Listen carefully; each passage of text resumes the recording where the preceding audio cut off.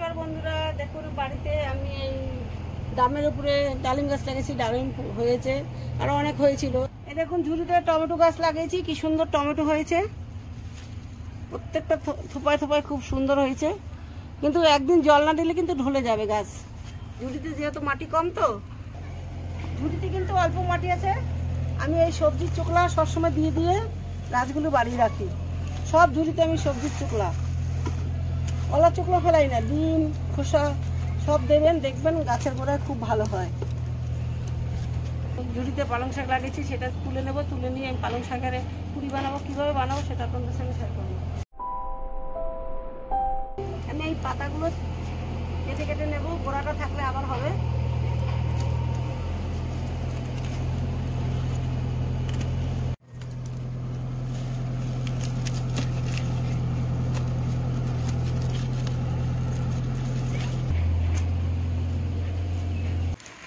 শাকটা যে তুলে আনলাম, সেই শাকটাকে এখন ধুয়ে আমি মিক্সি জারে দিয়ে পেস্ট করে নেবো এই পালং শাকটাকে।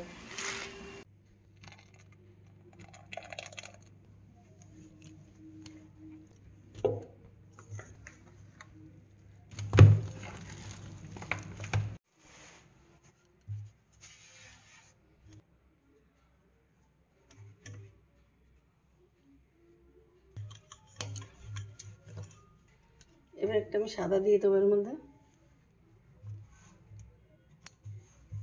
এবার একটা সবুজ দিয়ে দেবো। এবার আমি বেলে নেব।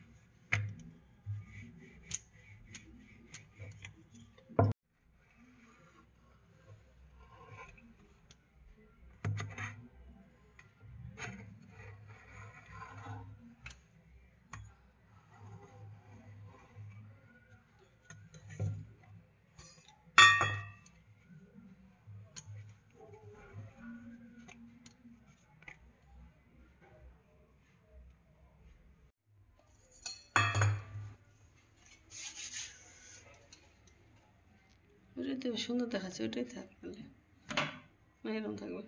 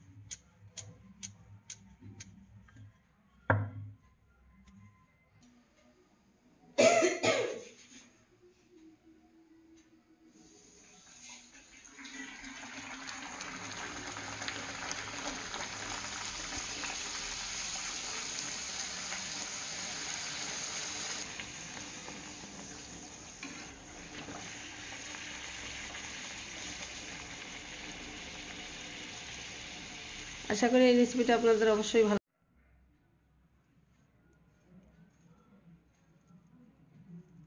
কলা দিয়া পালং পুরি খেতে কিন্তু দারুণ মজা, একদম চিচের মতো লাগবে। এই যে কেলাটাকে আমি গোসা এইভাবে দিলাম, এবার আমি সাইডগুলোকে এটার মধ্যে লাগাতে হবে।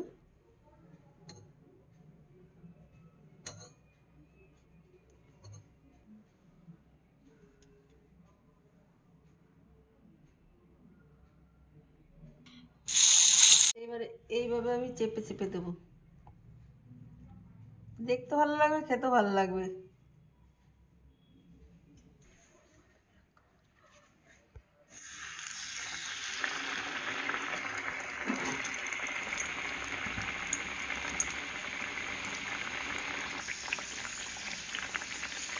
কি সুন্দর ফুলে উঠেছে দেখুন, সব কটা এভাবে ফুলেছে, খেতে দারুণ মজা হবে। খাওয়ার চ্যানেলটা দেখতে থাকুন, লাইক কমেন্ট শেয়ার করতে ভুলবেন না। এভাবে সব কটা ভেজে নেব। এটা শুধু পালং আছে আর কলা দিয়ে পুরিটা, এটার ভিতরে কলা এগুলোর মধ্যে সবটাই আছে। এটার মধ্যে ডিজাইন আছে, এটা ডিজাইন ছাড়া।